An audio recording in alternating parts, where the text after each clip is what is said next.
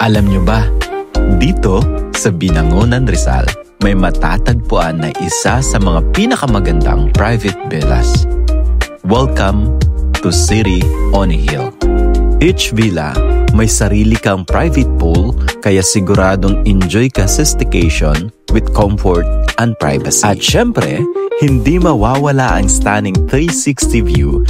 Kita mo dito ang Metro Manila skyline, ang iconic Pililla Windmills at ang breathtaking Sierra Madre Mountains. Perfect para sa staycation, celebration, or kahit quick escape lang from the busy city life. Dito, you get the best of both worlds, relaxation and amazing views.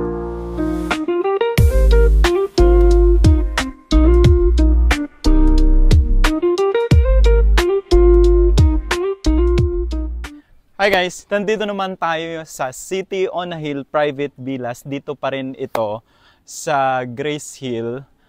Kung nakikita nyo, sobrang ganda talaga ng lugar. Ipinakita natin kanina kung gaano kaganda yung lugar.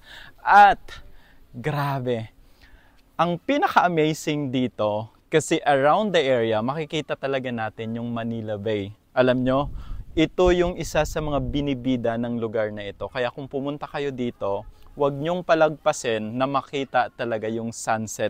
Of course, plus factor na yon kung makita nyo din yung sunrise. Pero isa sa mga magaganda dito talaga, from sunset hanggang gumabi. Kasi makikita nyo kung gaano kaganda yung Metro Manila at yung city lights na meron sila.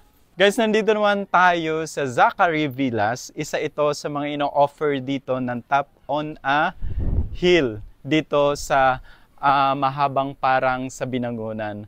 At pag gusto ninyo mag-avail dito, pag halimbawa dalawa lang kayo, worth it naman kasi kahit sobra, medyo may pagkamahal siya kasi 10,000. Pero the good news here, kung marami naman kayo, like for example 10 packs to 20 packs, nagre-range lang yung price nila ng 10,000 to 23,999. Pag halimbawa, of course, normal naman yun sa mga hotel or sa mga resort. Pag weekdays, medyo mura talaga. Pero pag mga weekends talaga, medyo mahal. Pero pag kayo naman ang pumunta dito, yung 10,000 ninyo parang piso lang yun. Bakit?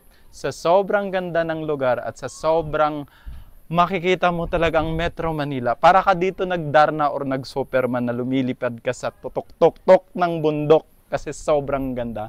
Ngayon nakikita ko yung bahay namin. Ayun Marco Polo Hotel sa Ortigas. Kita no? Ang galing. So wag nyo nang kung ayaw nyo naman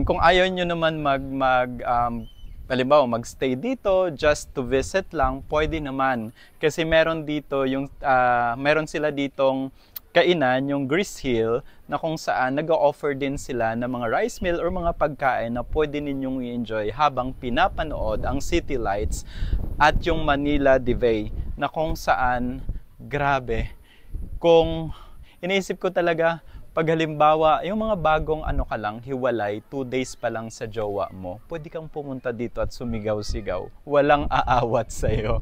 At of course, kung may mga problema ka, or wala ka namang problema, like family bonding lang, barkada bonding, reunion, or kung ano-ano pa, pwede talaga kayo pumunta dito. At sobrang napakaganda ng lugar. At uulitin ko, sobrang napakaganda ng lugar. Tara na!